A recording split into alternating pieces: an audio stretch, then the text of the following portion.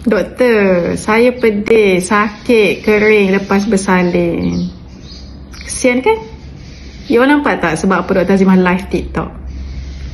Dah cek semua, doktor cek lubang okey je, tak ada fibroid, tak ada cyst, tak ada polyps, cervicitis tak ada, luka jahit pun dah sembuh, pun sakit. Nak sama-sama nak hubungi isteri, yang ni boleh gunalah. Kalau nak guna pelembap tak ada masalah kan. Nampak Dr. Azimah letak pelembap ni kan. Okay, letak di seluruh peluar permukaan cik bunga dan masuk kat dalam. Lepas tu Dr. Azimah cadangkan untuk isteri-isteri yang masalah lagu ni. Allahu Akbar, boleh jumpa datang Dr. Azimah. Biasanya 60 minit, 90 minit jumpa Dr. Azimah tu dah sembuh dah. Masalah serung, masalah bimbang, masalah takut sakit hubungi ni. Boleh ni?